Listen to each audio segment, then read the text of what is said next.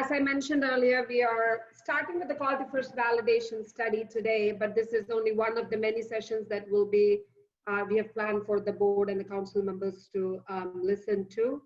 I just want to quickly go over, because we have so many members present, if you have a question, you can go to your chat option and put it as a question there. It'll come to us. I'm monitoring the questions as we go through that. So if you have any question that is you're not able to hear something, all of a sudden audio event, please let us know. So there are folks who can help you.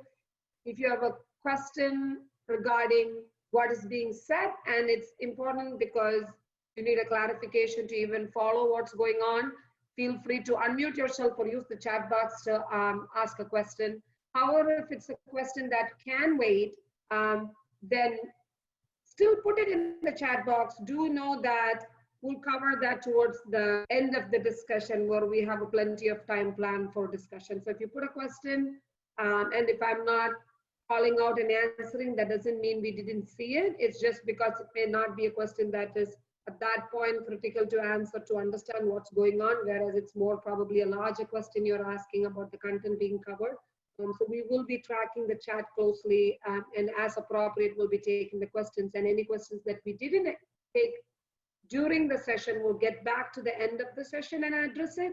And some questions could be program and policy related or larger questions, so we'll still acknowledge it, but it might be at a different time we discuss that, as today most of the focus is going to be around, or all of the focus is going to be around the research and evaluation side of the work around quality.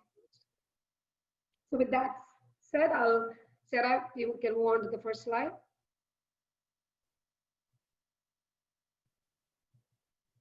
So the agenda that we have planned for you today is I'll kick off the meeting with providing you some background information about today's session, which is the Quality First validation study, the phase 2 study, and the findings from it. And then my colleagues, Aaron Grachek and Sarah Johns, will go over the key findings from the 3 goals of the study. And then our programmatic partners, Michelle Gaulas, the Quality First Director, and Ginger Sandwick, the Early Learning Area Senior Director, will chime in to talk about what does this mean programmatically for them as they are getting these findings. Then we'll have quite a lot of time, almost a little bit closer to half or slightly half of the whole time of our presentation today will be dedicated towards having some dialogue and discussion with the board and the council. So our attempt to not talk at you, rather give you some high-level findings and get into some meaningful conversation and discussions that allow us to hear some of your thoughts and inputs so that it can further guide the research and evaluation efforts around Quality First specifically, because today that is the topic. And then we'll wrap up the meeting. We'll giving you some update on what are some current activities in addition to these studies going on, and some programmatic next steps. So before I get into the model, I want to remind you that today, though we are presenting really high-level findings, we will make the executive summary as well as the whole report, which is about 180 pages long, the links for the executive summary as well as the big report available to all of the board and council members. This was a study that was recently wrapped up by Child Trends, our national study vendor that we contracted for this work. So even though we are presenting the study, it was a independent objective evaluation that was conducted through work from Child Trends. So we are presenting the results from that. So we'll ensure to share those findings with you. And again, I want to remind you that the purpose of today's presentation is to look at it from the data and evaluation side of Quality First. What are the different things going on? What do we know about it? But as we discuss that, if you do end up having a question that may not be data in nature, feel free to still put that in the chat box. As you know, it's getting recorded, and Michelle Gaulas and Ginger and Amy are all part of this presentation. So we'll be looking into it and taking it into advisement as we continue through our work in Quality First. So I'm going to get started with something that hopefully is familiar to most of you. The quality first model, we call it the pinwheel, or you can call the different components of the quality first model. Again, I'm only going to keep this at a really high level so that most of the time can be spent on the true findings. However, if you are a little unfamiliar with this model and need more, feel free to let us know that, and we are more than happy to have a different webinar on the whole model itself.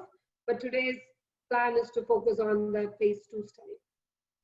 So the different components of quality first, which is Arizona's quality improvement and rating system. One of the key components is the coaching component, where there are coaches who provide focus support to participants, which are center-based and home-based providers across the state, and they give them on-site visits or telephone and remote supports too. You will hear more about that soon. Another component is the assessment component, and we have 3 tools that we use to assess these providers, which is the environmental rating scale, the class scale, and the quality first point scale. Taking the scores from these 3 tools together is how they are assigned a star rating, from 1 through 5 stars, 1 and 2 being not yet in quality, and 3, 4, and 5 being quality to the highest quality level. And then we have a professional development component. Again, professional development component is slightly different from coaching or assessment. Here it's more providing them an access to go and sign up for professional development coursework rather than giving them professional development per se for X amount of hours. That's not how that component currently is implemented. So it's giving them access to being able to continue their education or sign up for coursework. Then we have financial incentives. That's another component of quality first, where the portion of DHS licensing fee gets covered as part of financial incentives, as well as providers get financial incentives to buy materials to support quality improvement. And then a component you can see in the pinwheel that's not a part of the quality first model. So it's not a component of the model, but it is a strategy that FTF funds separately, that region allocates money for, is quality first scholarships. And those give children access to quality first. Again, I want to remind that that is not a part of the core model. It's a component related. We still nest it under financial incentives that it provides access to families with young children to get their children into these programs. Then finally, specialized assistance. Again, the only true specialized assistance that's part of the core model is the child care health consultation. As you can see, the mental health consultation and inclusion and program specialists funded by Department of Education, those are all have a little parentheses called regional funding. So these are all strategies, either we call them auxiliary or satellite strategies, that seem to be supporting providers who are in quality first, but they are not part of the quality first component. Those are just strategies that regions can choose to fund in their community, where quality first participants could be enrolled to get some supports. Next slide. So I'm going to start with giving a quick history on quality first validation study. So as you know, quality first model has been there almost since the inception, 2008, 2009, when we started modeling after North Carolina.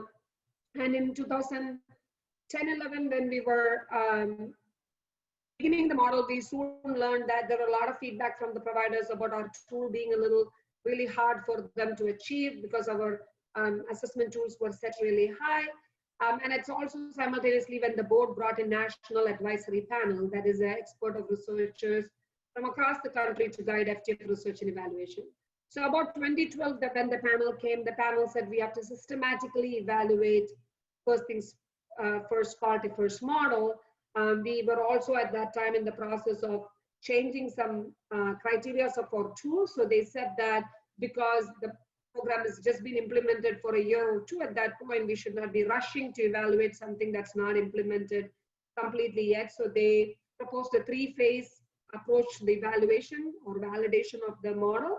It started with examining the tool to make sure the rating tool, is it really valid? Do we really have 5 stars? Is there a difference between 1 and 2 stars and 3 to 5 stars? Do we need 5 stars? Is the conceptual design and the components we have picked really grounded in sound research? Do we have the right kind of data? So that was the phase 1 study, and that's completed. In a minute here, I'll show you the key findings from that. Then the phase 2, which was the one that we're going to talk about all about today.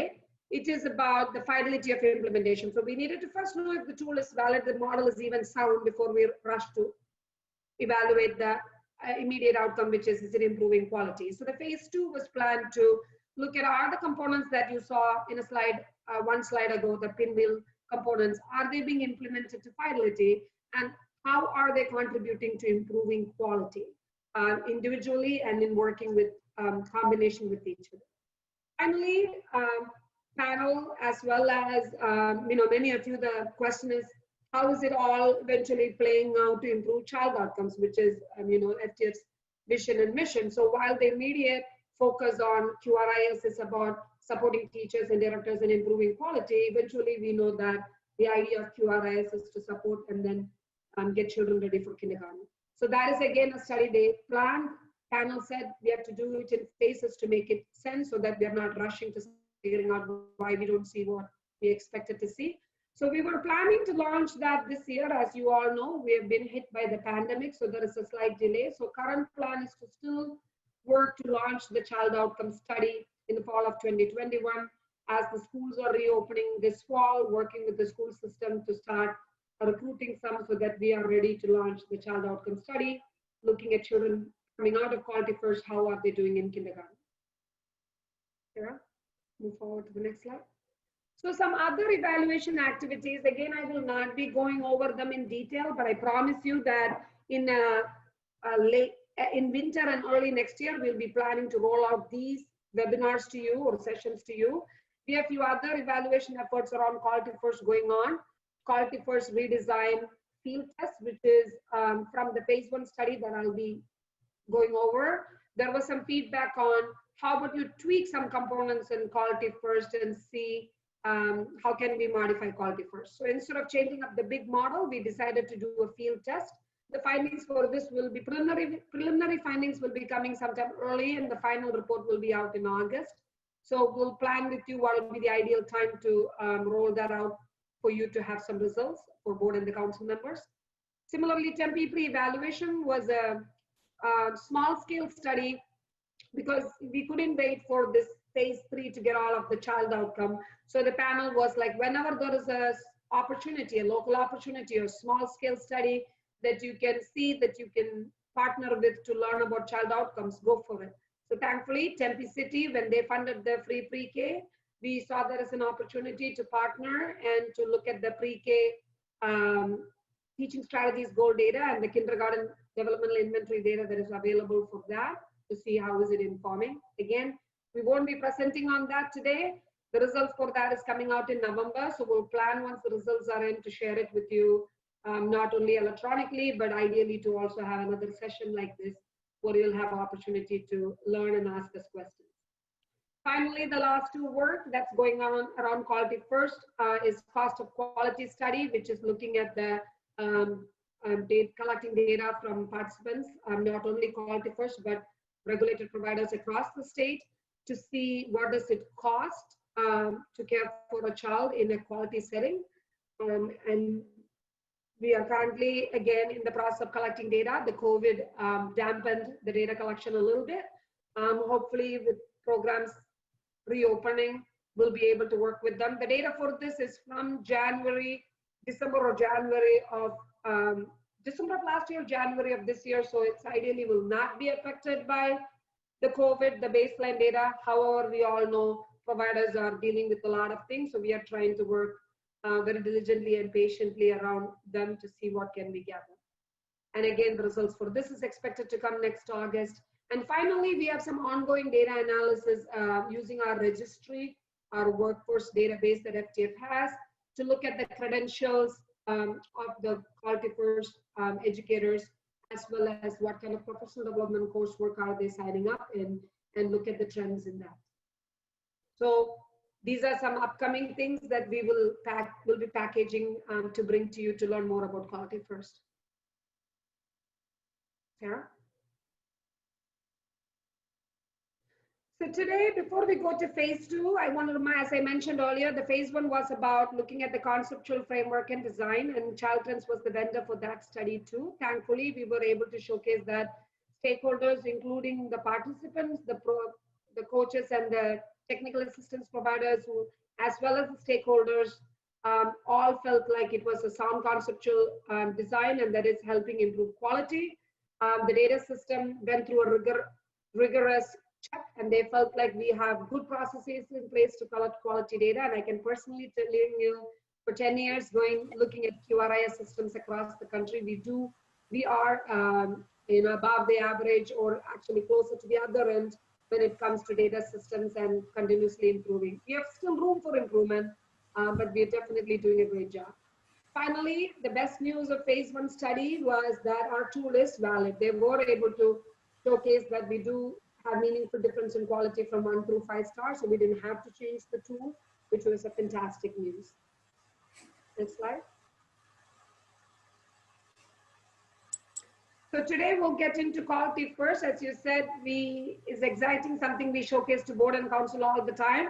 About 79% of all providers who are out of the 1,062 providers who are participating today are already at a 3 to 5 star, which means they are at a quality level. So we have no other data you really need to show the outcome that yes, quality is improving. But of course, we want to know what seems to be contributing to that, so that we can fine tune it and get more focused on there. So it's not that we didn't know quality is improving and we didn't have that outcome or impact that we did the study. We already knew that, but as researchers, we want to know what seems to be the contributing factor. Sarah? Next slide. So the phase 2 that Aaron and Sarah will go over today mainly had 3 goals. The first goal was to look at, are the components being implemented to fidelity when it comes to frequency, intensity, when it comes to no matter across the state, rural, urban, tribal, wherever it's getting implemented, is there being consistency, and then to learn what seems to be any barrier for implementation and what seems to be promoting it. The second goal of the study was to, again, as I mentioned already, what seems to be contributing to improving quality as, represented by the ratings. And is there any combination that's helping get there? Finally, there was an exploratory analysis around those auxiliary strategy I talked about, which are not part of the model, but Quality First programs still get to access it, like mental health consultation, inclusion, scholarship. We also thought this will be an opportunity to do some exploratory examination around how are they tied to other components in relating to star rating. So without much delay, I want to turn it over to Aaron and Sarah to go into more details. Right, thank you, Dr. Iyer. If we go to the next slide. I'll be speaking to the first goal. The first goal of the phase 2 project was to evaluate the fidelity of implementation of the Quality First components. In other words, to what extent has the strategy or practice been implemented the way it was intended?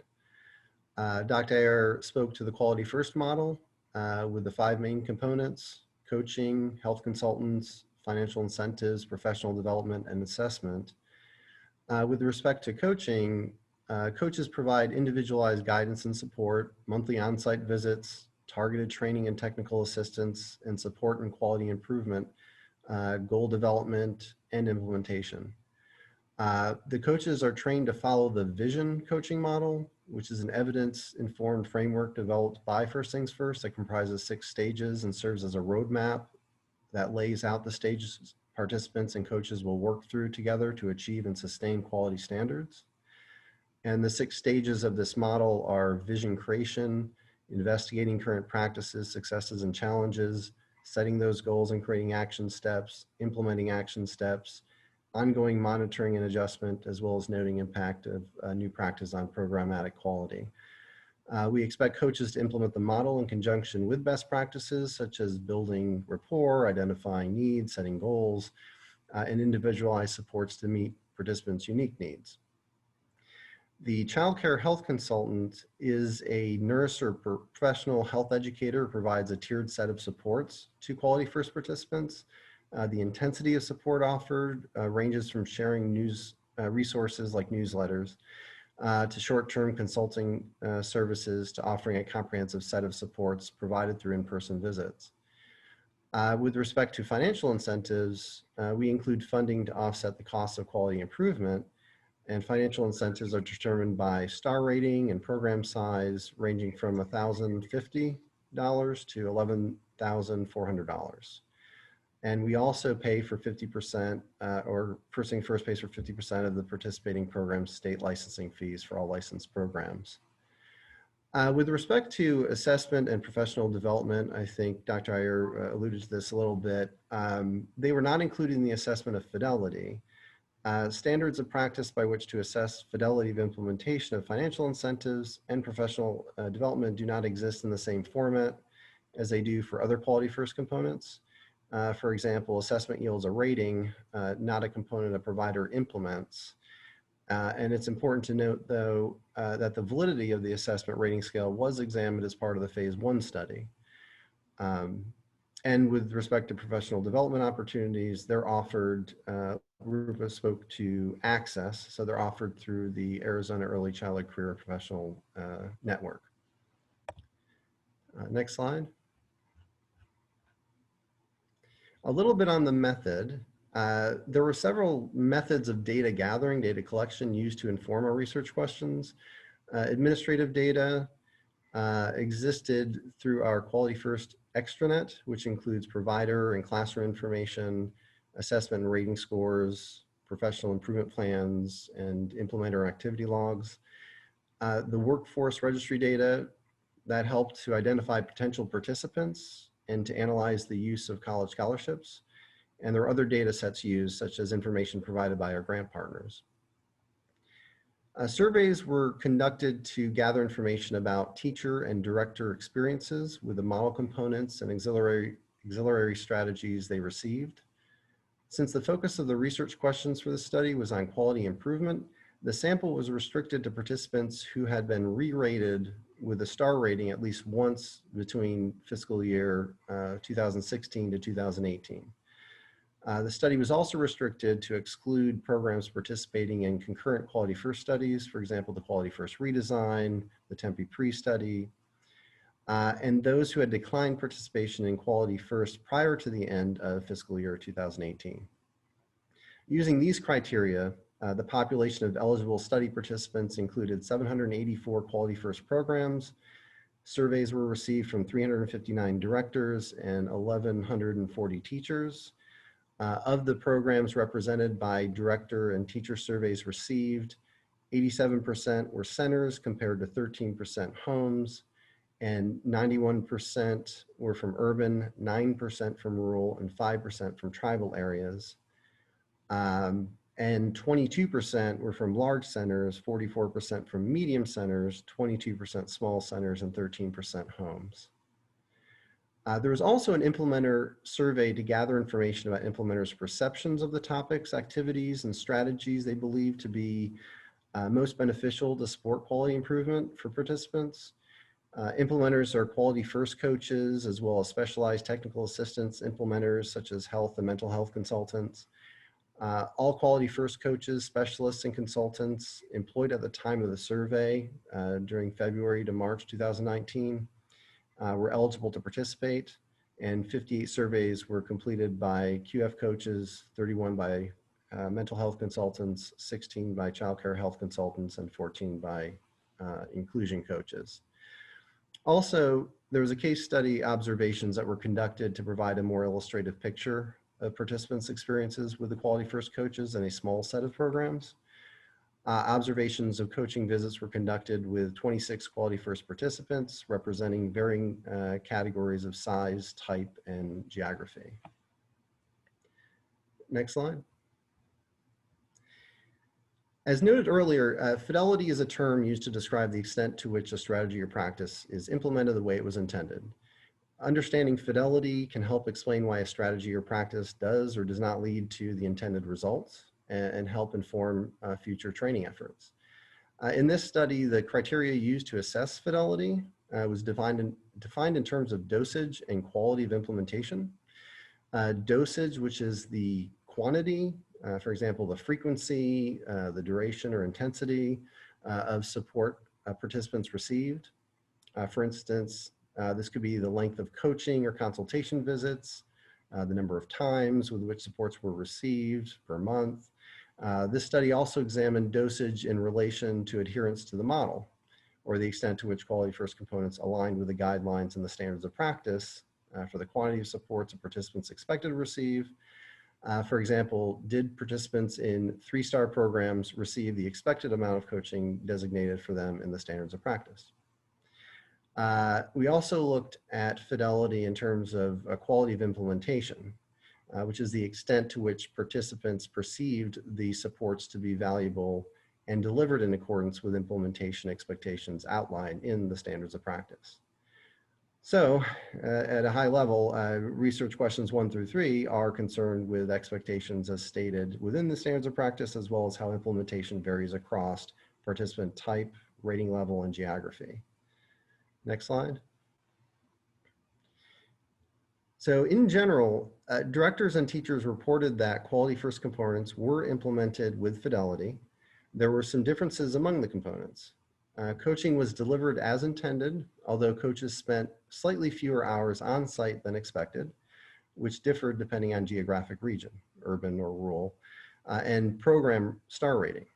1 and 2-star programs received 5 of the 6 required hours per month on average, and 3, 4, and 5-star programs received 3.6 of the 4 required hours per month. In addition, rural programs received fewer but longer visits per month than their urban counterparts. With respect to health consultants, it was found that their supports covered the topics identified in the standards of practice. With respect to dosage, child care health consultants provided on average about an hour of support to providers per month.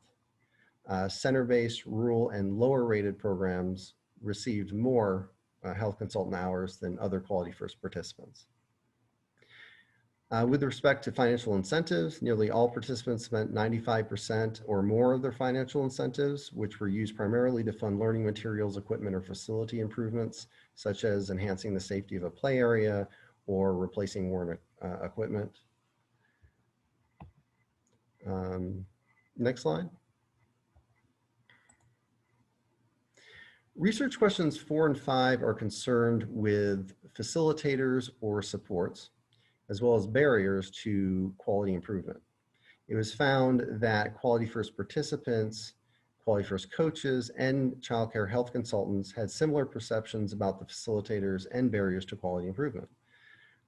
With respect to the facilitators, overall coaches and health consultants perceive the components to have a high impact on both star rating and classroom practices. Directors and teachers reported quality first coaches had medium to high impacts on star ratings and classroom practices, particularly in supporting interactions with children. With respect to barriers, coaches, health consultants, and participants all reported that staff qualification and turnover are the biggest challenges facing quality improvement efforts. Childcare health consultants perceive participants' lack of motivation to change their practice as an additional barrier to quality improvement. Next slide. With respect to research question 6, our standards of practice emphasize that implementers coordinate with one another to support participants in creating and executing a cohesive quality improvement plan. So in other words, it's expected that implementers coordinate with other quality first implementers, which may include health consultants, mental health consultants, inclusion coaches, though programs do not require a collaboration visit if they're only working with a quality first coach. Primary data sources to understand participants' perceptions of coordination across implementers include the quality first participants' perceptions of collaboration, relevant data from the quality first implementer survey, and quality first administrative data. Those all were examined for context. It was found that directors perceived a high degree of collaboration among quality first implementers compared to teachers. And the majority of directors indicated that coaches identify opportunities to collaborate help create goals and support the quality improvement plan, and help to identify action steps. Also, about half of coaches indicated they try to find times to collaborate. And similarly, with the administrative data available about the number of collaboration visits match coaches' perception. That is, of 784 programs in the study sample, just over half, maybe about 59%, engaged in at least one collaboration visit in 2018. Next slide. So when compared to other similar models across the nation, first things first, quality first model goes above and beyond in some areas that are important to note. With respect to coaching dosage, a study conducted with 17 state QRIS quality rating and improvement systems between 2010 and 2011 indicated that just over half the coaches working in these states conducted 10 or fewer visits per year. And that number of visits coaches make to programs across QRIS systems varied widely. A little more than half the coaches working in these states reported conducting on-site visits once or twice a month. Similarly, data from the 2014 Quality Compendium also indicates that the frequency, length, and duration of on-site TA offer to ECE programs varied across 39 QRIS systems operating at that time. Only 6 of the 39 QRIS systems reported that coaching visits consistently lasted between 1 to 4 hours. Only 2 QRIS systems indicated that on-site visits lasted more than 4 hours. Therefore, though the amount of coaching in terms of the average number of hours received was less than what may be prescribed in our standards of practice. Quality first participants appear on average to receive more coaching than providers in most QRIS across the nation. Also not common is that we intentionally coordinate health consulting supports, and we provide a financial incentive based on star rating and program size, as noted earlier, ranging from $1,050 to $11,400. Based on the results of the study for Goal 1, there are some recommendations to consider. Collect information beyond dosage. Only collecting information on dosage may lead to a limited understanding of fidelity of implementation. So we recommend collecting information on context, goals, quality of interactions, delivery methods, and the trust and rapport established between coach and provider may matter more than quantity in predicting quality improvement. Understanding the differing use of our health consulting tiered services. So it's found that some programs are using the tier 3 services more than others, and we would like to understand why that may be the case. Also, to identify patterns and cause of staff turnover, as turnover may have implications for continuity of care as well as maintaining or improving quality of services if unable to retain high quality staff. And we also a recommendation of balancing collaboration efforts to ensure use of appropriate expertise for comprehensive solutions to support quality improvement. Now, based on the recommendations, our program staff may have some other things to say about them or have additional information, so I'll pause in case they may have something to add.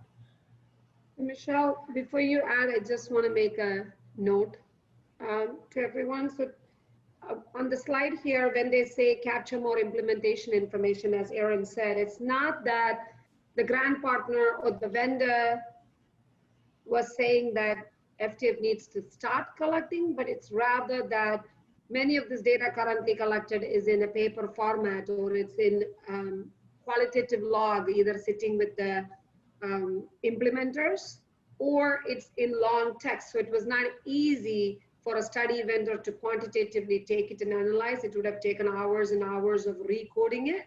So that was one of the area they were saying that look at the kind of details on the coaching visit, not just the hours of visits, how long was the visit and how many visits, but there is text around what happened in the visit, the quality and the content, but try to clean up that data or work with our implementers to standardize it so that we can use that more easily for analysis was an area they told us that we can improve. So again, it doesn't mean it doesn't exist, but it was not easy for a vendor to pull and analyze just because of the variation in which the implementation. All right, go ahead, Michelle. Thanks, Dr. Iyer. So what I would add to actually what you were just talking about is, what does this mean for coaching? What we know is it's a national conversation. What components of coaching makes a difference? And so much like Rupa was just mentioning, we do have loads and loads of progress notes, case notes, anecdotal, administrative data. What we need to take a look at now is, what is it about coaching that specifically helps a participant, a program, a teacher, a director improve their quality? So one of the pieces we have started looking at, we will continue to look at, is changes to our own activity logs. And that is a way systematically to organize those data collection efforts.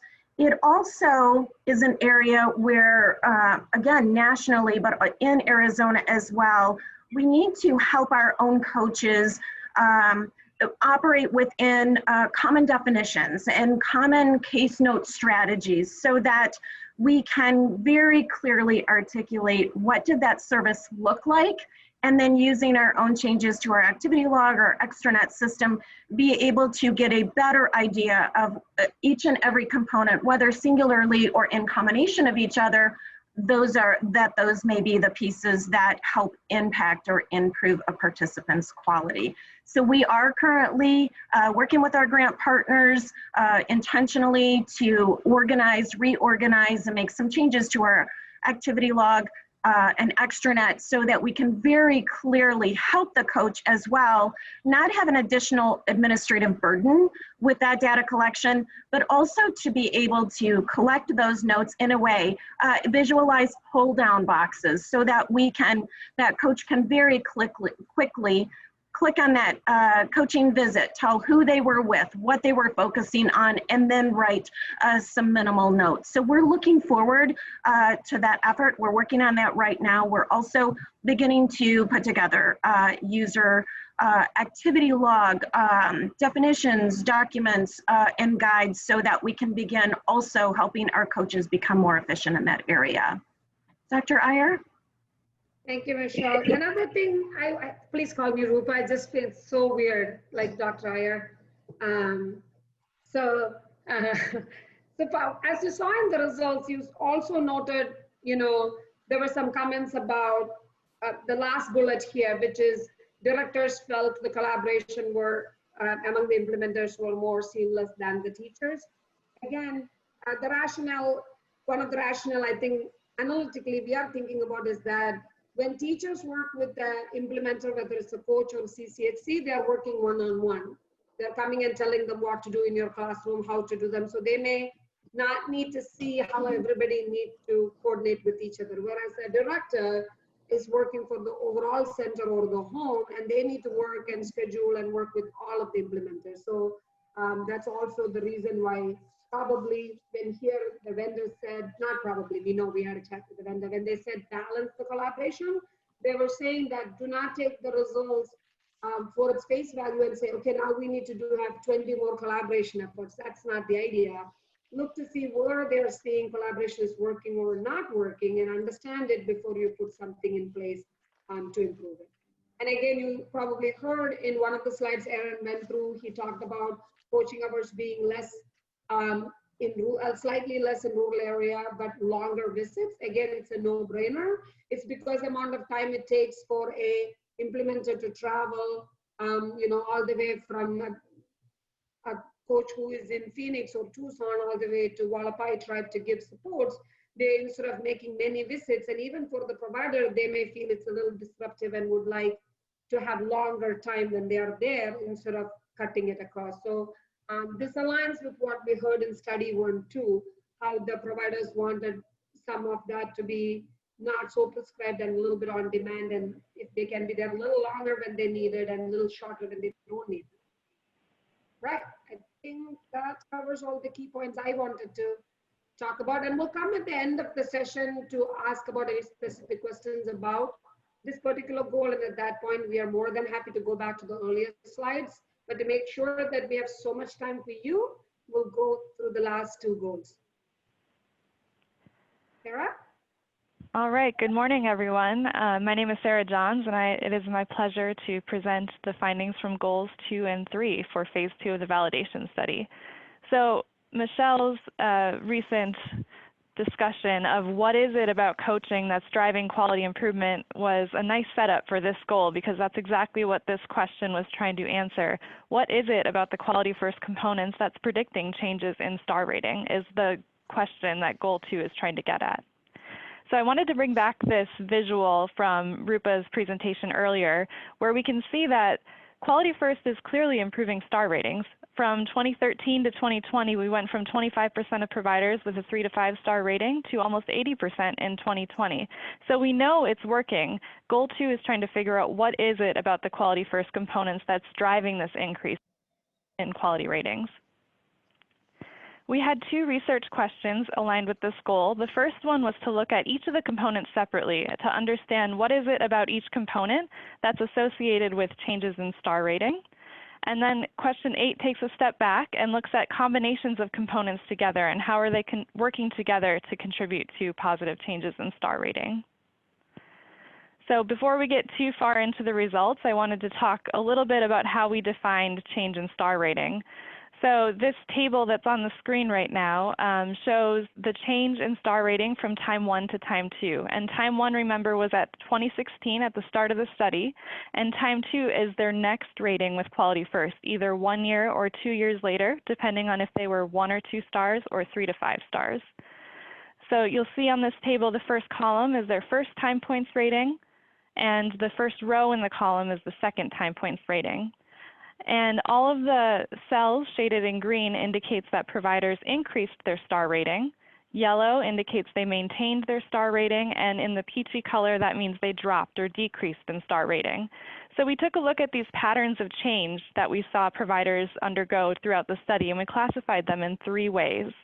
The first way was looking at providers who increased in rating. So you can see about 52% of providers increased, and we define that as everyone in green, as well as the 5-star providers who held on to that 5-star in the second time point. We also wanted to look at, for 1 and 2-star providers specifically, what about those who were able to make it into that 3 to 5-star range versus the ones who stayed at the 1 to 2-star range? So you'll see impressively that 70% of our 1 and 2 stars increased into the 3 to 5-star range during the time point of the study. Finally, we had an exploratory analysis looking at those providers who were 3 to 5 stars originally. 44 of them did decrease over time to a 2-star. So we had some additional analyses looking at what was it about the quality first components that might have predicted this unexpected shift in star rating. So when we looked at the components of quality first, you'll see on the far right side of the screen the outcome of our analyses was star rating change. We used models called linear probability models to look at participant characteristics, aspects of quality first components and how they were implemented as predictors of star rating change over time. And in these particular models, what you get is a increased likelihood of achieving a higher rating, essentially, is the outcome of these analyses. So the participant characteristics that we looked at was whether or not they were 1 or 2 star or 3 to 5 star in the beginning of the study, how many months were between time 1 and time 2, how long had they been in quality first, were they located in a rural or urban geographic location, and whether or not they were participating in a different quality initiative. So Quality First is not the only game in town. We know that there are programs who have national accreditation, and Head Start has their own quality improvement initiatives as well. So we included that as a control factor as to whether they were also participating in these other types of quality improvement efforts. Finally, we looked at program size. So programs that were family child care homes serve up to 6 children. Small centers serve under 50 children, and the medium and large centers serve over 50 children. For Quality First components, we looked into our administrative data, but also the survey data that we gathered from participants, specifically directors and teachers, about what they thought was making an impact on their star rating. So from our administrative data, we looked at aspects of dosage. In the 12 months before the time to rating, how many hours of coaching in CCHC did participants engage in? What tier level of CCHC did they utilize? Did they stay at tier 1 or did they go to tier 3? How much of their financial incentives were expended? And I do want to remind you from Aaron's presentation earlier that almost all providers spent almost all of their money. So there was very little variation in this data point, something that we'll talk about a little later. And then we also looked at whether or not the participant worked with more than one coach. We know that coaching is a relationship-based service, and the relationship between the coach and the participant could be one driver of quality improvement. From the survey data, we also wanted to understand how much directors thought CCHC and coaching was having on their star ratings. How much of an impact did those services have on their star ratings from their perspective? And we also weaved in teachers and directors' perceptions of how well coaching was implemented according to the vision model. Okay, so let's look at some results. First, we learned a little bit more about who was most likely to increase in star ratings over time. Impressively, 80% of the participants in this study either increased or maintained their star rating over time. And we saw that participants with 1 or 2 stars were 60.5% more likely to increase their star ratings. If you remember from that table, 70% of those 1 to 2 stars ended up in that 3 to 5 star range, which is quite a good percentage of those providers. We also found out something interesting about our assessment process. So for every additional month between ratings, providers were 2.5% more likely to increase in their ratings. And for 1 to 2 star providers specifically, it was even higher. So every month was associated with almost 4% more likely to increase in star rating. So if you think about that, adding 3 months onto the assessment window could increase the percent of providers who increase to a quality rating. Okay, we also learned information about how our quality first components are predicting changes in star ratings. One of the biggest takeaway points from these results was that coach consistency was really important. So for each additional coach that participants worked with, participants had a 4.5% decreased likelihood of increasing star ratings. Essentially, if participants worked with 3 coaches over the course of the year, they were almost 10% less likely to increase in their star ratings over time. And that percentage was even higher for 1 to 2 star participants. So for every additional coach that a 1 or 2 star participant worked with, they had an 8% decreased likelihood of achieving a 3 to 5 star rating at their next time point. The next set of results are a little bit more complicated. So I can't say that coaching hours benefits everyone and CCHC hours benefits everyone because our results are a little more nuanced than that. We did find that coaching benefits some providers more than others. CCHC benefits some providers more than others. So I'm going to explain some of those individual differences and who's benefiting from what services in the Quality First model. In terms of coaching hours, providers who started with a 3 to 5 star rating, providers who are Head Start or nationally accredited, and providers in rural versus urban regions, if they had more coaching hours in the 12 months before rating, they were more likely to increase in their star ratings. Similarly, Head Start or nationally accredited programs that spent more of their financial incentives were more likely to increase in their star ratings. I will say that almost everyone spent almost all of their money, so this was a very small effect, but it was still present. Lastly, regarding CCHC, we found that 3 to 5 star providers who utilized Tier 2 services instead of Tier 3 actually were less likely to increase in their star rating. And if you remember those 44 3 to 5 star programs who dropped to a 2 star, they were the most likely to utilize CCHC Tier 2 supports. So the study kind of concluded that CCHC Tier 2 might sort of be a canary in the coal mine for 3 to 5 star providers. It might indicate that there's larger quality improvement issues going on at the site, and it might warrant additional attention from coaches in addition to some short-term crisis CCHC supports. So question 8 moves beyond individual components, and it looks at combinations of components together. From this research question, we did drop financial incentives from the analysis because, as I mentioned several times, most providers spent all of their money, so there was very little variation to look at. But we did look at some indications of coaching and CCHC, how those are forming together to create kind of groups of providers accessing similar levels of supports. The analysis approach we used for this research question is something called latent profile analysis. It takes a set of variables and classifies providers into groups based on similar levels of usage. So we looked at the coaching hours in the 12 months prior to re-rating, how much teachers and directors perceived the vision model, the coaching vision model, to be implemented, and what level of tier CCHC services providers accessed.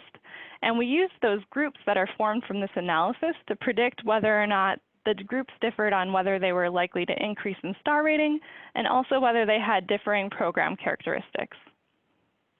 I want to point out before I move on to the next slide that we had a very limited sample size for this particular analysis, which could have resulted in lower power to detect some effects. And that's because we really wanted to highlight the teachers' and directors' voices in this analysis, not just use dosage data in the results. So our results found two groups of providers that two profiles essentially of access supports in the Quality First system. A smaller group of providers classified as high supports and a much larger group of providers classified as moderate supports. High support providers were accessing more coaching hours. They had very high perceptions of coaching fidelity. They utilized more Tier 3 CCHC services. In fact, 100% of them accessed Tier 3 CCHC. In the moderate group, slightly fewer coaching hours, more of a moderate perception of the vision model implementation. They were more likely to utilize Tier 1 and Tier 2 CCHC services, and over half only stayed at Tier 1 CCHC. Unfortunately, we did not find that these groups differed in their likelihood of increasing star ratings. But we did find that participants who had higher initial ratings, so 3 to 5 stars at the beginning of the study, were 62% more likely to be in that moderate supports group. And this indicates that the services provided in Quality First are somewhat differentiated based on the needs of the participants. So 3 to 5 star providers are receiving somewhat less supports than our 1 to 2 star providers, which seems like they're accessing a lot more comprehensive supports over time, which is what we want to see. Those are the Goal 2 results. These results did lead to some recommendations in the report. Specifically, Child Trends recommended that we continue to provide coaching services to our providers, and the relationship-based nature of coaching services really seems to be a driver of quality improvement in our system. Other research indicates that the relationship is a key driver of change in implementer practice over time. So this is a component that we want to continue focusing on in our coaching model. They also recommended that we further streamline our coaches' roles to perhaps focus on specific topic areas. In the research, some topic areas that have been shown to improve teacher practice are focusing on positive approaches to reducing challenging behavior, as well as instructional practices such as implementing curricula to fidelity. This is also an area that was recommended we look into further by our National Research Advisory Panel. They also recommended that we try to reduce the administrative burden that coaches are facing in their day-to-day jobs. So more paperwork and enrollment, reminders to update the extranet. Those are all roles that coaches take on, which take away from their time that they can spend in the classroom supporting directors and teachers with their day-to-day practices. So they actually recommended that we consider adding a Quality First navigator role to the Quality First system to sort of help with these day-to-day administrative tasks. This has been implemented in Colorado to some success, and something that we're sort of piloting in the Quality First redesign as well.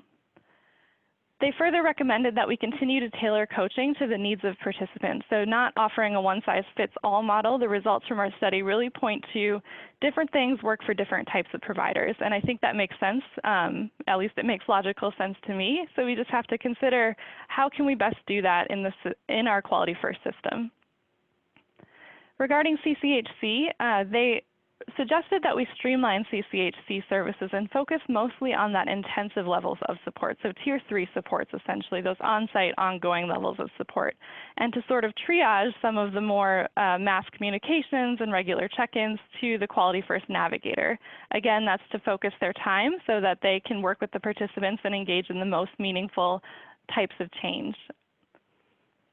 Regarding financial incentives, they recommended that we continue to offer financial incentives as a motivator for providers to continue participating in Quality First, but that we should collect more data on what the participants are using these funds for, and to think about creating an incentive structure in our system that aligns with our goals.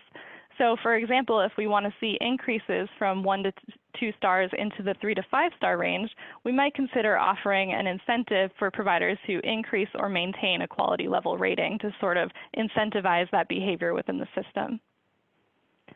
Those are the goals recommended from the report, but I know that Michelle might want to comment on things that are happening now, so I'm going to turn it over to her for a few minutes to talk about Quality First and how we're using this information. Michelle? Similar to goal one, I just want to add a note before you get started. So regarding the incentives, the last bullet that Sarah just spoke, it's not that we don't collect data on what they are using it for, but unfortunately right now we require that data only out of our 1 and 2 star providers. So we ask our 1 and 2 star provider who are not yet in quality to say, what's your plan for utilizing incentives? How do you plan to utilize it?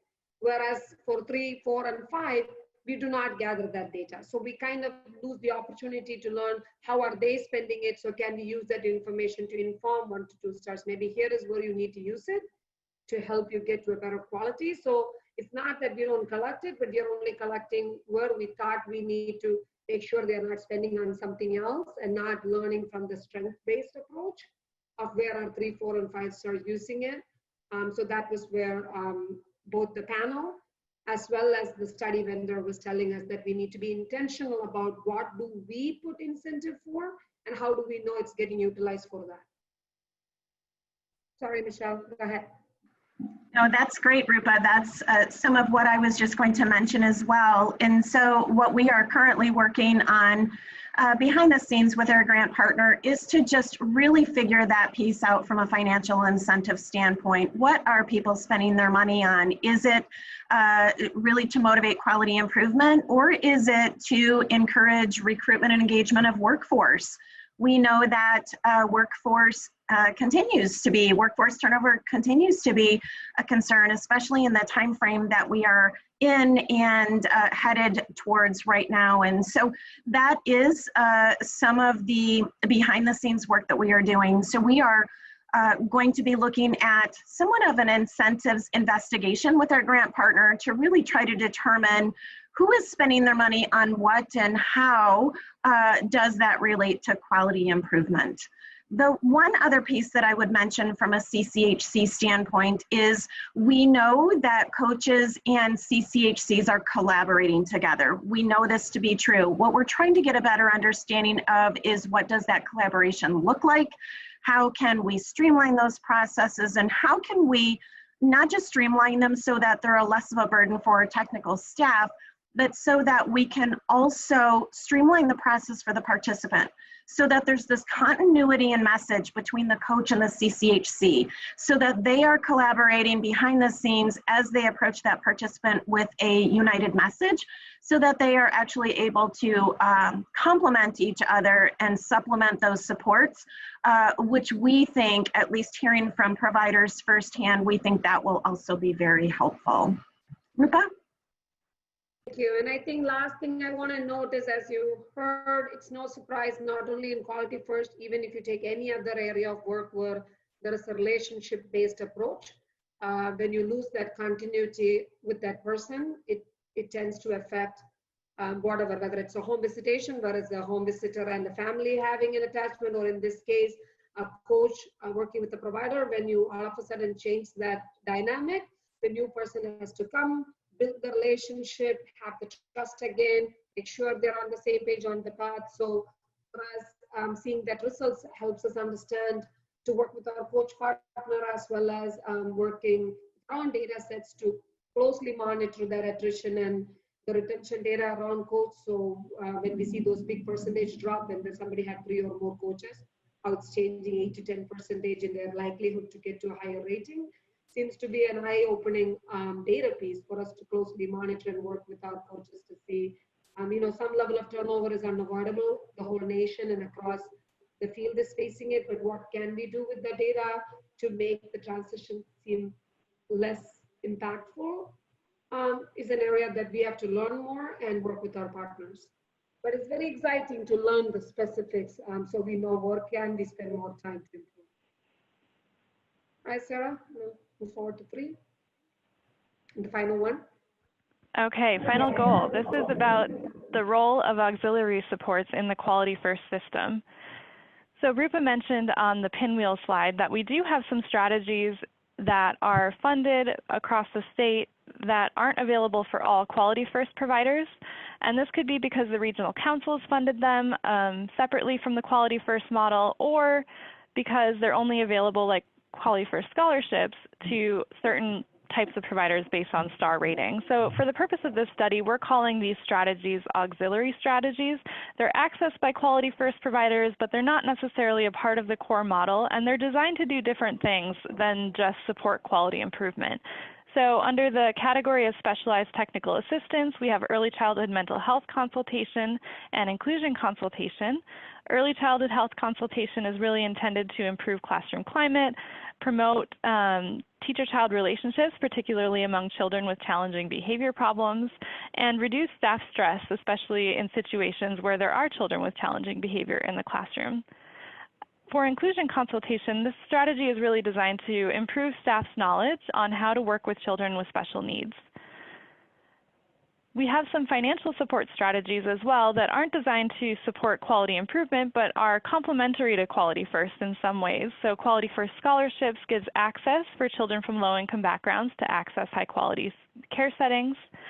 First Things First professional rewards is available in some regions of the state to incentivize retention among staff, so keeping the same job for at least a year, as well as increasing their educational attainment over time.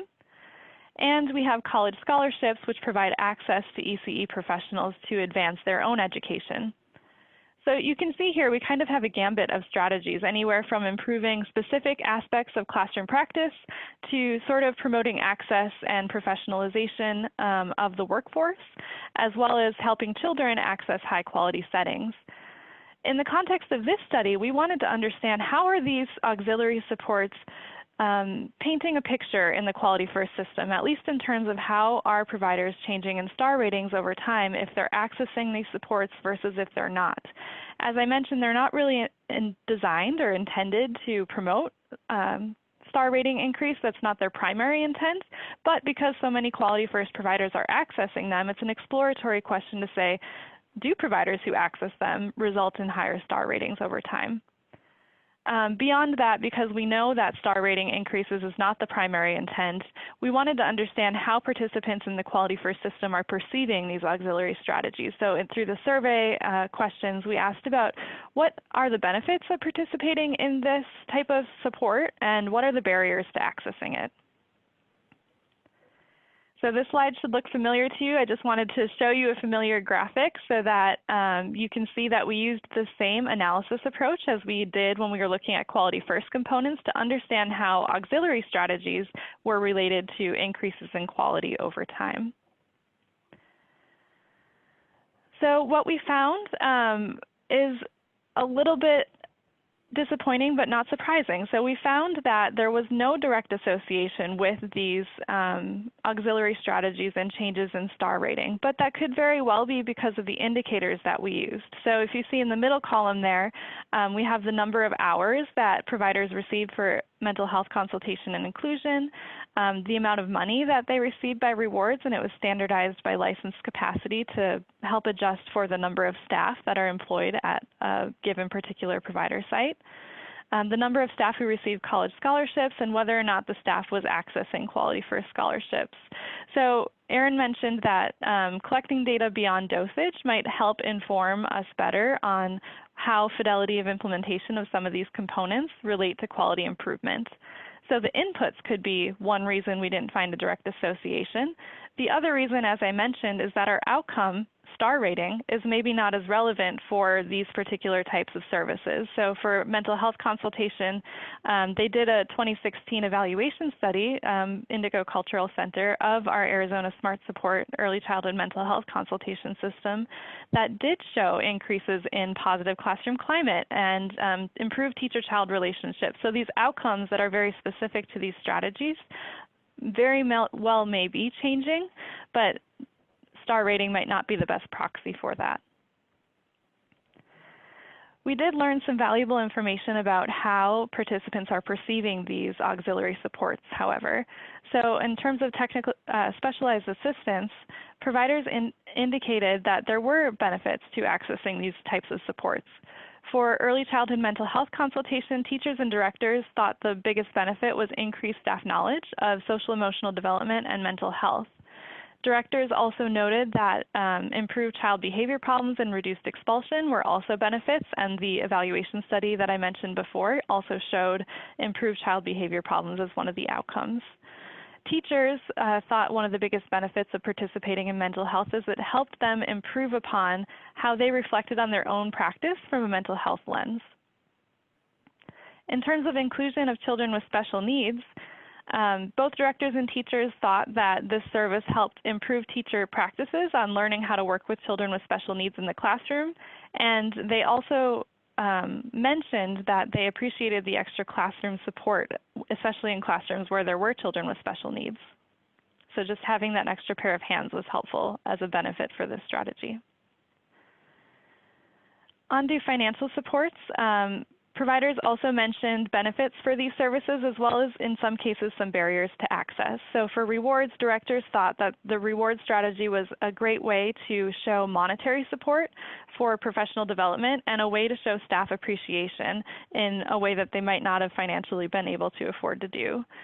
Teachers, unfortunately, we saw that teachers were using these incentives to purchase high-quality classroom materials. They're kind of meant to congratulate the teacher for staying in the field and advancing their education, and then these teachers are just reinvesting that money back into their classroom. Not surprising, but you know, in some ways we wanted to give back to them, and they kind of gave it right back to us, or at least to the children of Arizona. For college scholarships, directors actually thought that the college scholarship strategy benefited staff retention, so it helped keep professionals in their positions for longer. Teachers, no surprise, said it allowed for them to continue their education and supported their professional development. In terms of Quality First Child Care scholarships, directors and teachers noted equity benefits. So they appreciated that the biggest benefit of this strategy was allowing children from low-income backgrounds to access high-quality care. However, directors did mention that they had some difficulty accessing Quality First scholarships. Some said it was because the income documentation was difficult to obtain, and others mentioned that there were just not enough scholarships to go around, that the demand is high. So this wraps up the Goal 3 findings, and I know that Ginger, who oversees the early learning strategies as a whole at First Things First, might want to talk a little bit about how her reactions to these findings for the other strategies. Ginger, go ahead. Thanks, Sarah. I just want to reiterate what Sarah said at the beginning of this. We were not surprised by the lack of association with a star rating because, again, these strategies from the get-go weren't intended to move programs on the star rating system. The other thing that I want to also reiterate is you can see from the results the positive perceptions that programs and early childhood professionals had with regard to the services that they received for all of these strategies. And so it sends a message to me that these strategies are helpful to programs and early childhood professionals. One of the things that I do want to hone in on is the access for young children. We know that the obtaining income documentation is somewhat of a challenging thing. Currently for Quality First, our early care and education providers themselves actually do the income verification, and they're the ones collecting the documentation, as well as the barrier of not enough scholarships. These providers have multiple families that are in line waiting to get access to a high quality early care and education system. One of the things I know, I see Leela Wendell on the call. She's from DES, and Leela and I have been working a lot behind the scenes, talking about some of the barriers to income documentation collection. Are there opportunities for subsidy and quality for scholarships to do some more alignment, to do some more coordination in terms of looking at income eligibility and collecting documentation, as well as talking through the availability of access. So where can we support families in getting subsidy versus getting quality for scholarships, and how do we work in a coordinated way to help families understand and providers understand which families might benefit best from which subsidy. I'm going to call both of them a subsidy or an access strategy. So those are some of the things that that we're doing with regard to the results that we're seeing here.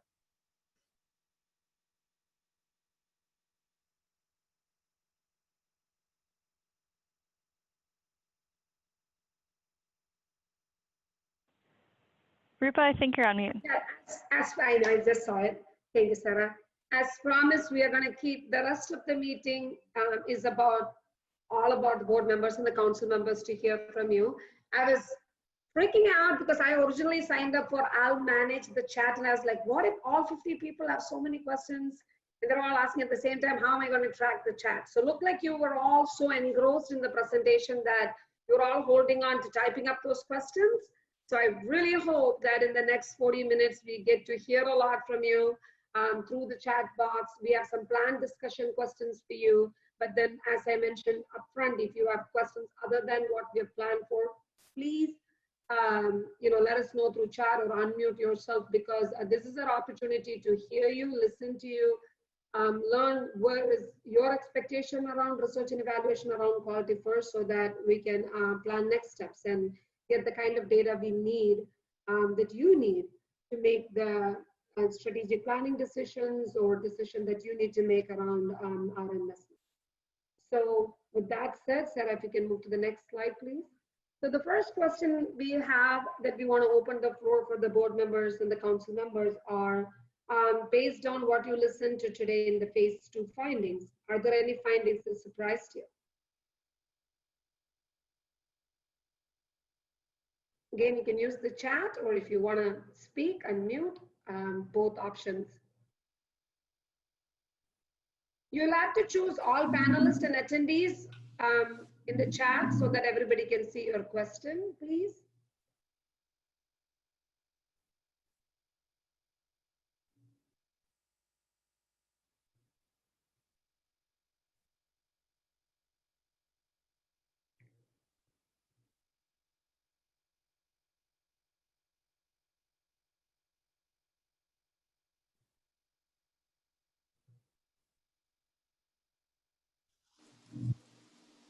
So Dr. Markell has asked, what are the characteristics of the Tier 2 childcare consultation service? Sarah, because I think it's the canary in the coal mine comment that you made too that she's referencing to, would you want to add to that, please?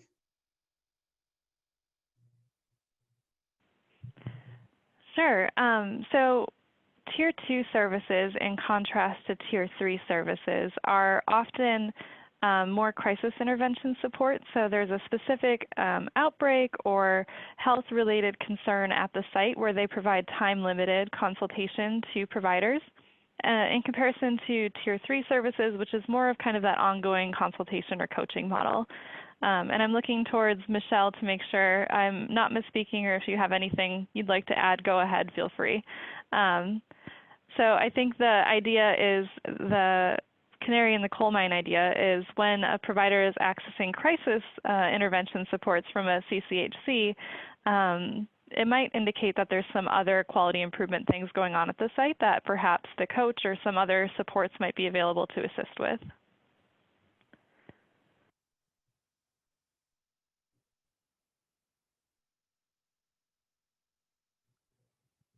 I request that if staff has a question, Kevin, I see you have a comment.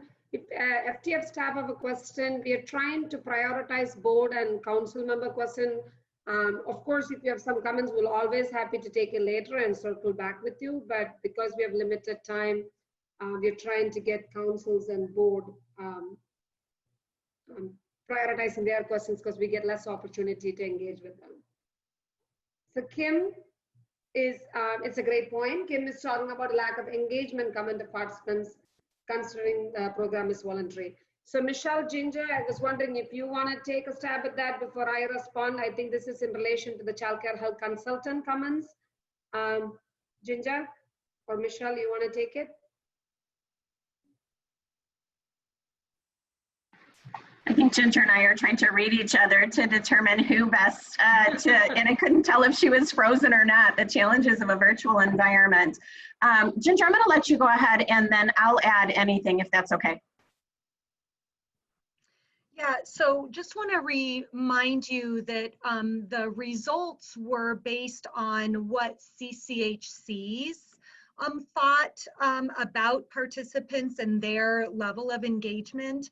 I think that there's a couple of things behind that I think about, and not just in terms of lack of engagement or engagement in general. I think that there are a lot of things moving to quality that are expensive and cost money, that there are sometimes logistics around them to be able to do, there's staff training to be able to do, and sometimes when a provider here's some things that you might want to consider doing. Sometimes it's, taking and biting off the chunks that they can bite to get to movement on that, which may look like lack of engagement. It may look like we don't want to do this, but in some cases it may very well be we're not quite sure what questions to ask or how to get started or where to go from that thing. Other things in play too is in terms of the organizational climate of the program. Are there things that maybe that the leaders of the program aren't necessarily in agreement, like, we want to lower ratios. Well, we can't very well lower ratios because we don't have the funds to be able to do that. We can't hire additional staff. So so those also may be some of the barriers or some of the things that look like lack of engagement, but really may not be lack of engagement, but lack of know-how, lack of ability to follow through with some of those things. Michelle, do you have anything to add? Thanks, Ginger. The one, I think, component that I would also just mention is the latter point that you made around, alignment with classroom teachers and potentially administration at a program. And that's a national conversation that's taking place right now. How do we get the entire program in a place where they're aligned so that we really can create a sustainable system for them? At some point, we want to walk away from them. We want to work ourselves out of a job. We want to get them healthy from a health and safety standpoint and obviously a quality improvement standpoint. So that continues to be a misalignment or a mismatch conversation that has been going on for at least 10 years that I'm aware of. So it's something that we are definitely going to be taking a closer look at. So though I want to just make a quick point. So though it was the consultants, childcare health consultation staff who mentioned that particular comment in this study, I do think, to Michelle's point, one of the things that we have been seeing in the national front is also keeping an eye for being motivated doesn't mean being ready and engaged. So what are programs in readiness for being in a quality system? What does it take for them to be in? Because sometimes when they see the results, they still need to understand, what does this mean for me to act on to get to quality? And are they there yet?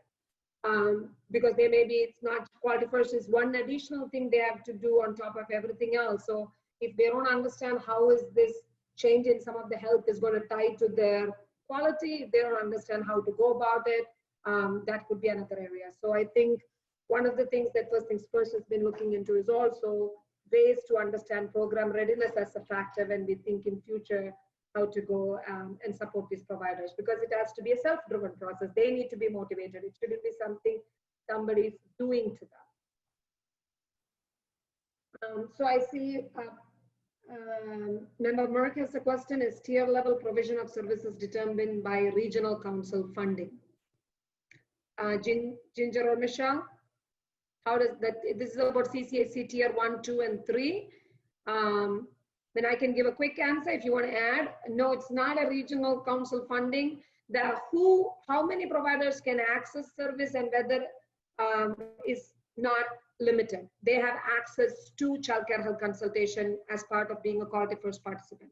But it is the center or a home-based provider who determine, depending on what's going on in their program, if they want only telephonic or remote support, which is tier 1, or if they have some health emergency going on, like in a regular day, it will be a lice outbreak or hand, foot, and mouth disease outbreak, and they may call them for help for a short period of time. That's called tier 2.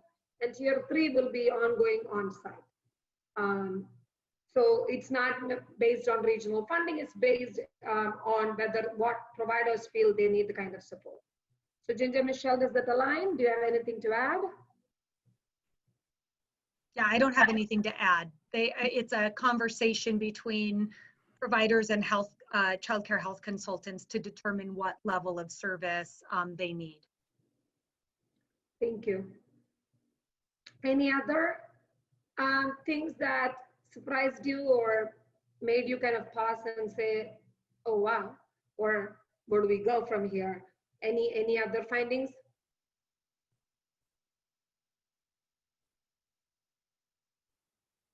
All right, let me give it a minute more and then move on to the next question, because I think maybe that'll help us get into more conversation. Sarah, if you want to.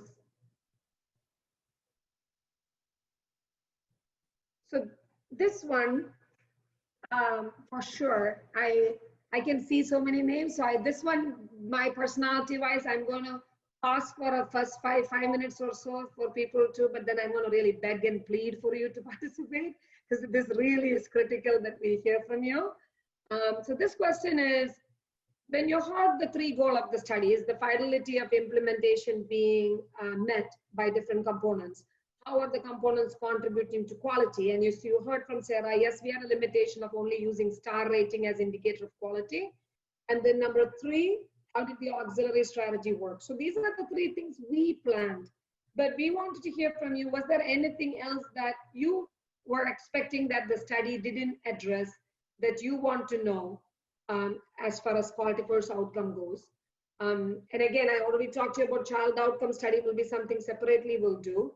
But including or other than that, what you thought you were going to learn or the study was going to address that didn't happen, or you could also respond to what else do you think we as research and evaluation team and First Things First, working with our national panel, as we plan for understanding more things about Quality First, what are something we need to specifically look at to understand, is Quality First working as it is intended?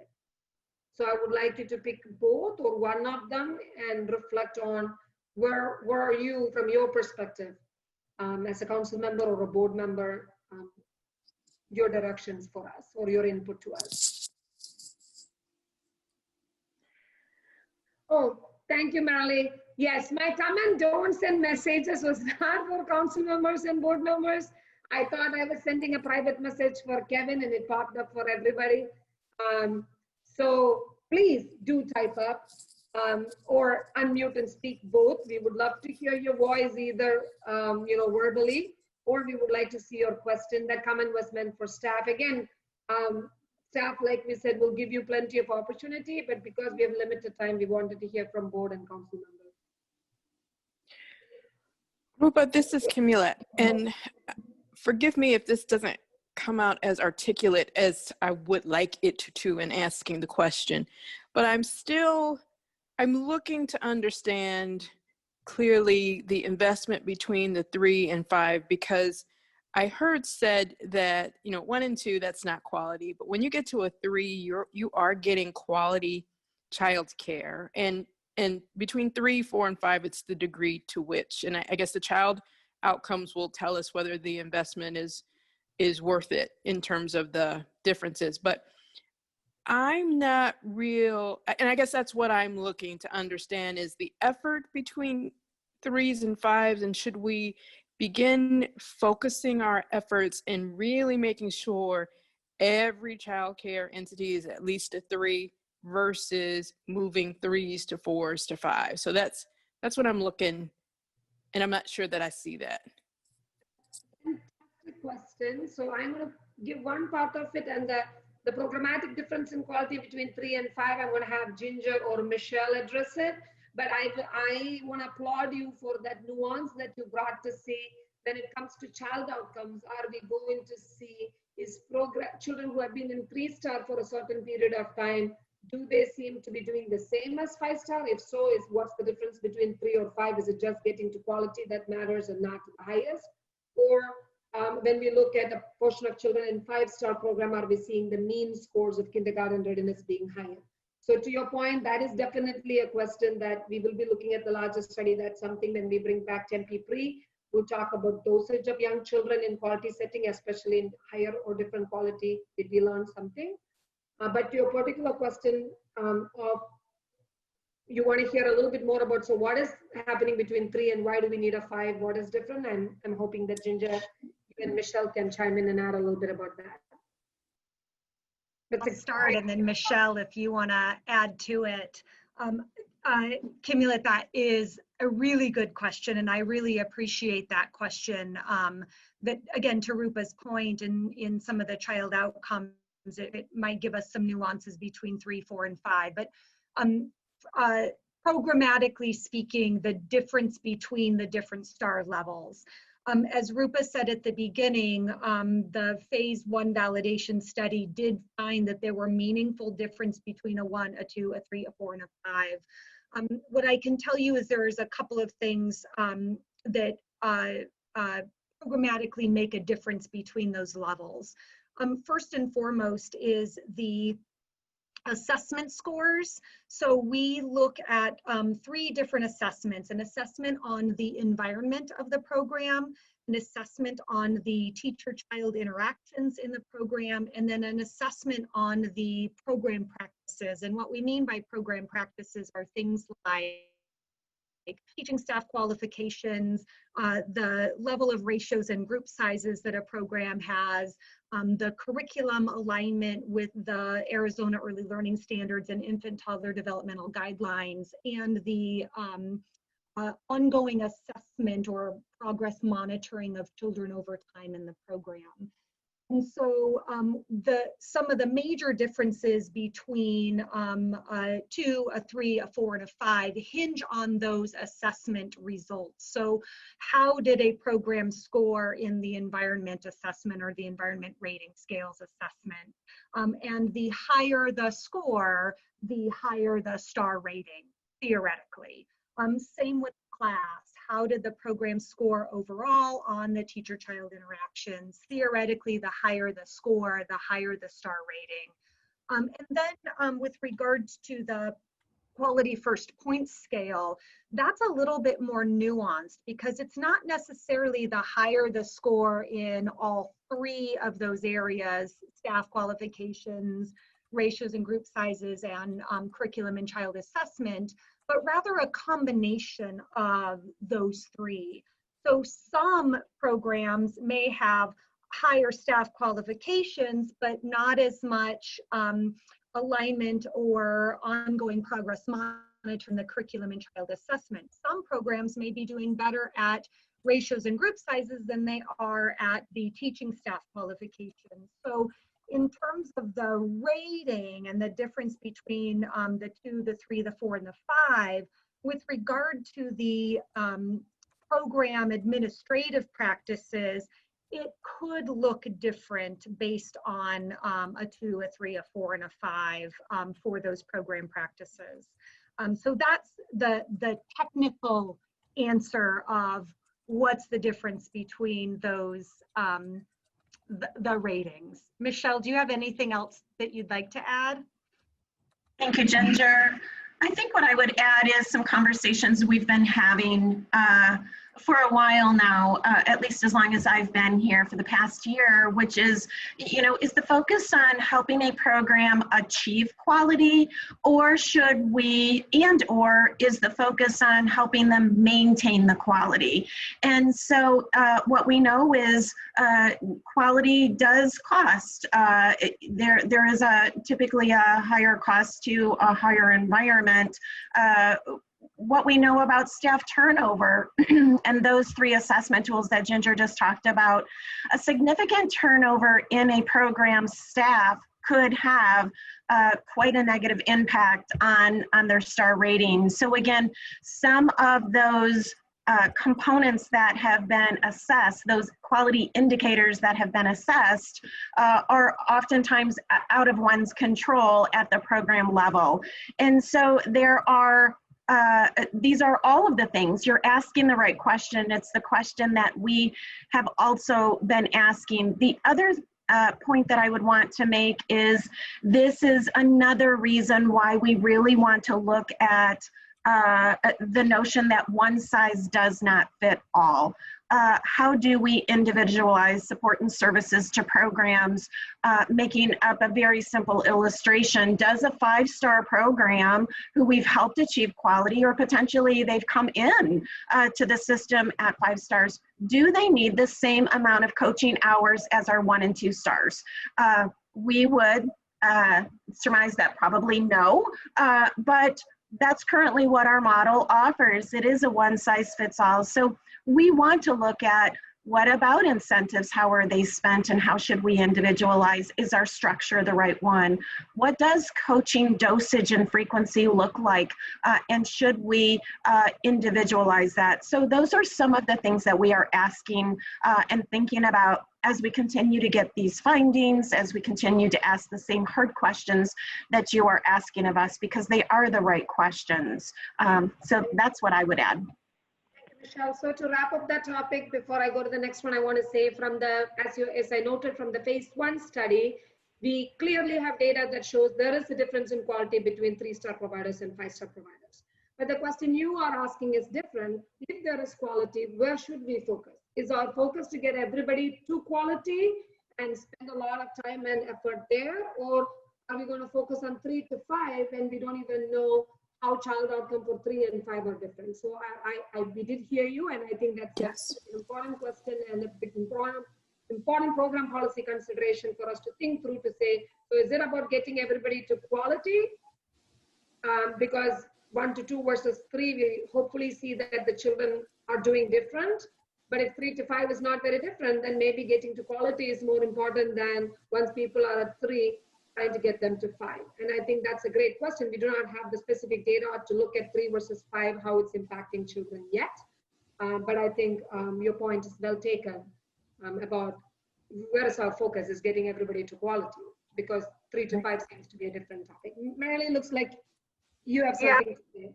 I was just going to add to what Kimulette said.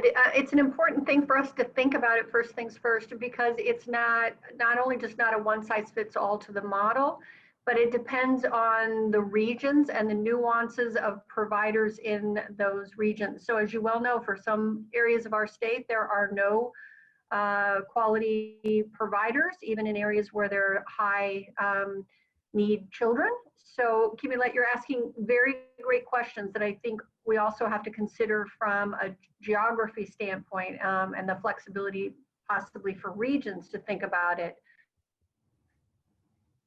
Thank you, Marilyn. Yes, that's very critical. When regions have, certain X amount of dollars to invest, how do we know what the focus is?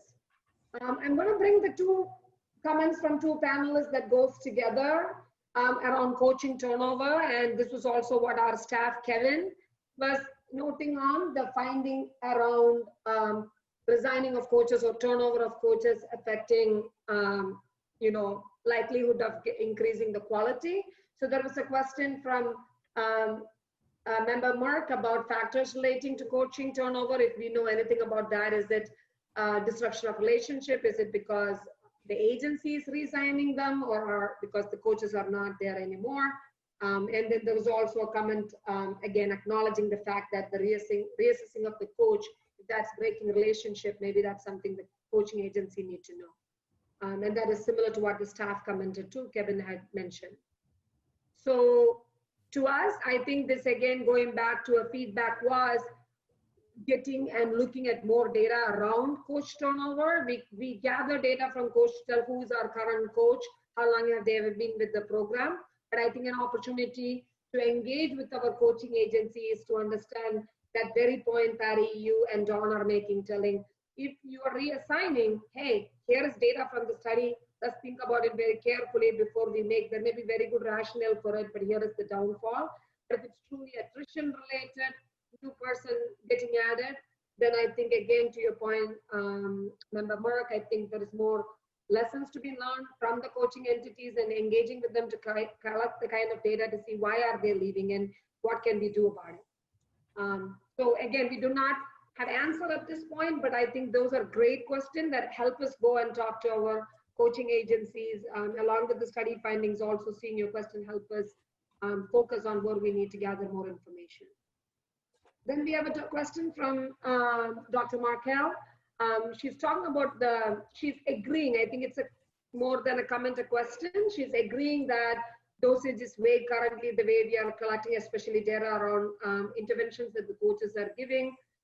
And I like the example that she's talking about, as collecting more data on how are the coaches especially working with the teachers in improving interaction with the children, or seeing that language develop in classroom. I can tell you that one of the tools that our grant partner uses, not for Quality First, there's a coaching construct tool that they use where they're collecting a little bit more data on what exactly is happening during that interaction. And we are piloting that with some of the Quality First programs and working them to see how can we, thank you for the little applaud, how can we, you know, try to not overburden the coaches or the class, but try to get more information to learn what's really happening in the classroom. Beth Frost was commenting on the minimum wage thing going on, and there's a huge concern for all childcare centers, concerned about how to cover this increase. It'll mean higher tuition, less chance of lower ratios, cut hours for staff. Any suggestion of dealing with this, especially during COVID? So clearly not a question for me to answer. So I'm going to kind of turn over to Michelle and Ginger. Again, I know Ginger and Michelle, if you want to give some high level now, maybe as a quick response, but this seems to be a very critical question that might need more conversation. But I wanted to see any initial thoughts you want to give in response. Yeah, I think, Beth, this is one of those million-dollar questions. And I think the wages and the lack thereof wages for early care and education professionals has been a topic of conversation for years and years and years. At this point, I don't know that anybody in the nation has cracked that nut yet about how do we move wages for our early care and education profession, and what kind of systems should we have in place in order to do that. I know some of the tiered reimbursement for subsidy is somewhat helpful for that, but again, that can't be the only answer. It's not the only answer for that. The ability that FTF has, or First Things First has, to reimburse at a quality rate for our Quality First scholarships, of course, is helpful, but again, not the only answer to that. And so I wish I had an answer for you with regard to how to do that. I know that many programs are struggling with this. I do, you know, I want to also acknowledge that, yeah, we are likely to see some differences in ratios and group sizes because of the increase in minimum wage across our state for this. And so how do we help support, you know, I think from a Quality First standpoint is how do we help support the teachers who are in the classroom to do the best they can do with under the circumstances that they have. I don't know, Michelle, do you want to, is there anything you have to add? I know that was a non-answer. So I'm going to say Ginger and Michelle. I saw you nodding your head. Sorry, Michelle, were you going to say something? I saw you nodding no, nothing to add. So I was going to say Ginger and Michelle, maybe these are the kind of questions that you could consider further. And even, you know, Leela is on the call because I'm sure probably DES gets similar questions too. So whether it's in the state agency partner meeting you have or a call to first advisory committee, wherever there may be opportunity to further consider. But it's great to hear this question. So I see two more comments. I think a fantastic comment that both Claude Enfield and Don Yassi are pointing to, which is the preparedness of coaches. I'm paraphrasing. The preparedness of coaches in ensuring how are they prepared to work with the particular programs they are serving. So the idea of cultural responsiveness and cultural education and the implication of, especially if these programs or people are coming from urban setting, how do they know to work with rural and tribal programs and not having any prejudices or preset mindset. Again, I'm paraphrasing. If I'm wrong, correct me, but I hope not. And I think I want to remind again that, again, this is not connected to this topic, but there was a comment made earlier, so I want to clarify that 1 to 2 stars do get more coaching hours than 3 to 5 star program. But the comment here is about when a coach gets assigned to a program, how are we ensuring that the coaching agency themselves are preparing them in such a way that they are being culturally responsive, they are being understanding of the rural needs. I know for a fact that our grant partner, this is an area that they very much focuses on. I know they try to match many times the coaches to the community. But I know that Candida Hunter, our tribal affairs senior director, has also been engaged with Quality First in some instances. If there is a training available in a particular tribe for about their cultural expectation or responsiveness, that the coaches are expected to take that to understand.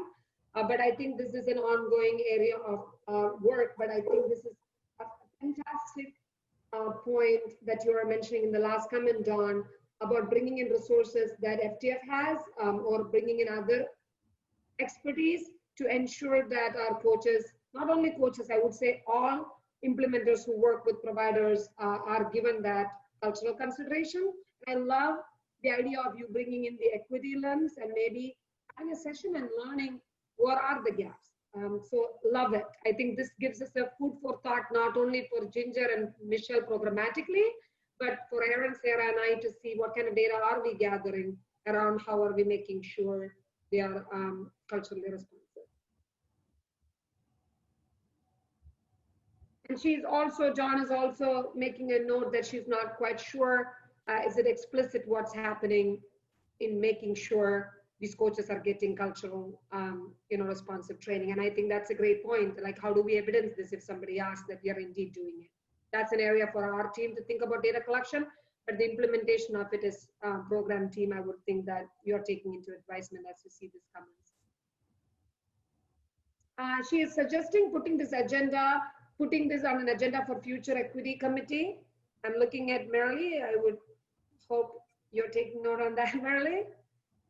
I am, and it's a great suggestion, Dawn. Thank you.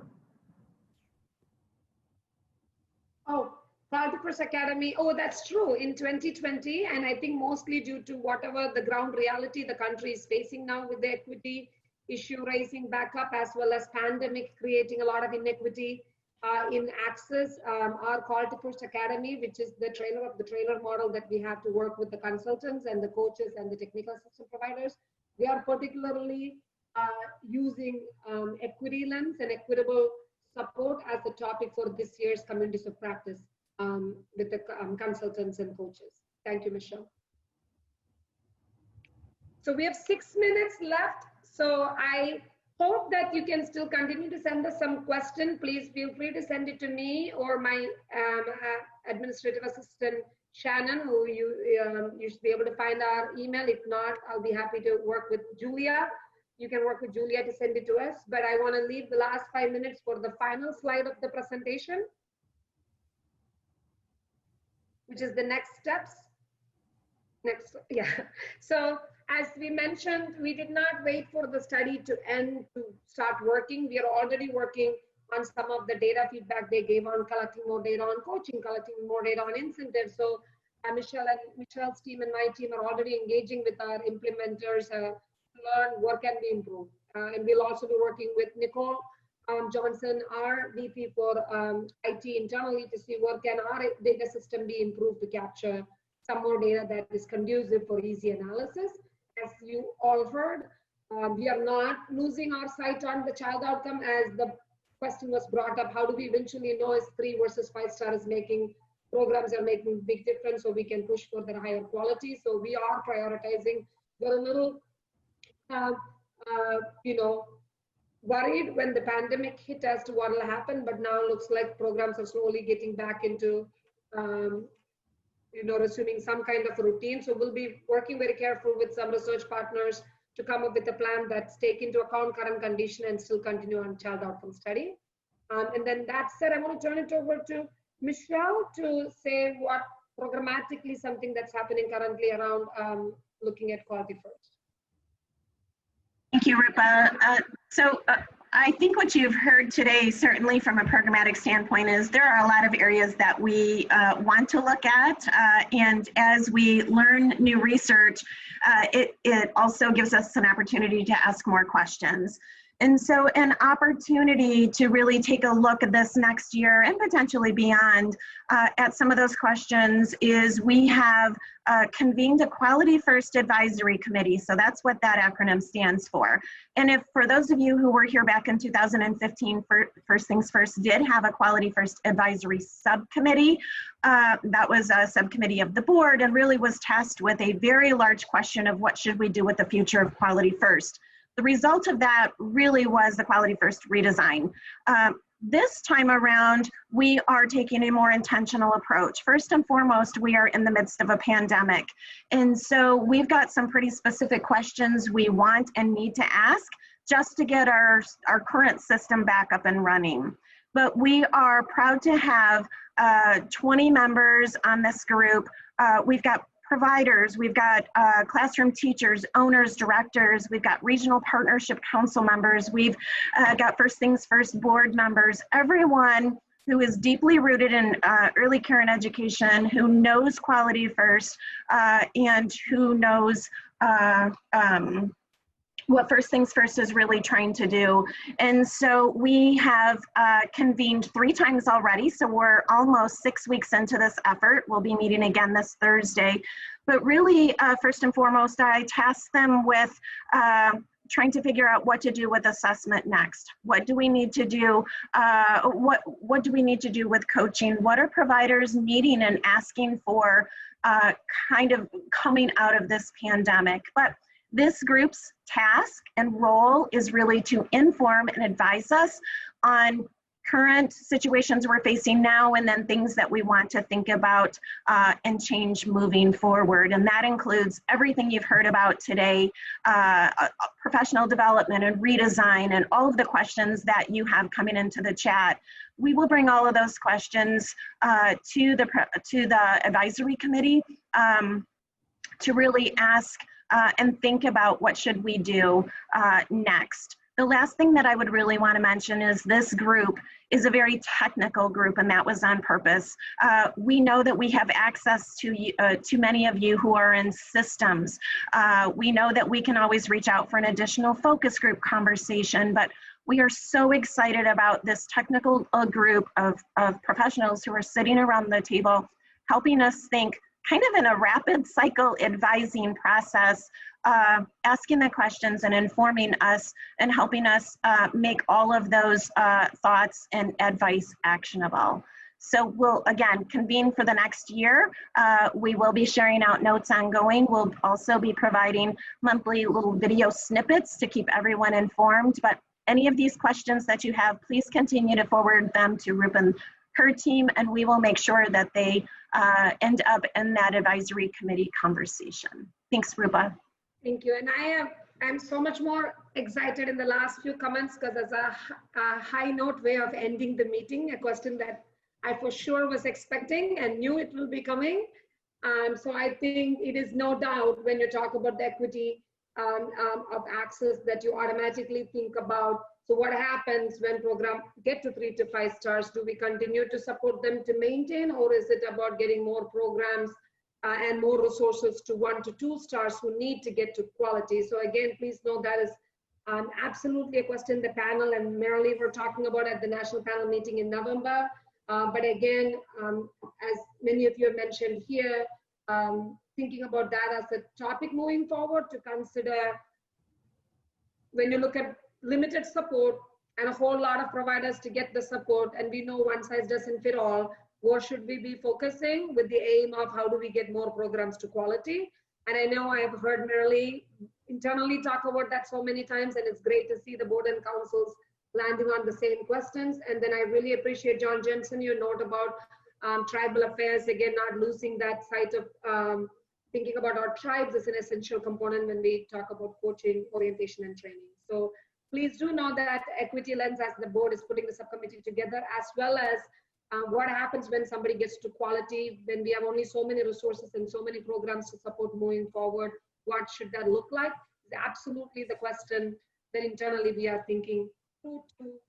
So this just reaffirms that we have our work cut out for us to continue. So thank you again. It's a minute over, I apologize, but I appreciate all of you taking your time on a Monday morning to be with us. I hope you enjoyed it as much as I did, hearing from all of you. This will not be the only opportunity for Quality First. Please know that we'll be coming back to you with more series around Quality First. And then next one will be home visitation and oral health outcome data. But if you have any questions, please work with Julia to send it to us or directly to me, and we'll be happy to engage in continued conversation with you. Thank you so much. Thank you. Have a great day. Bye, everybody. Have a lovely week.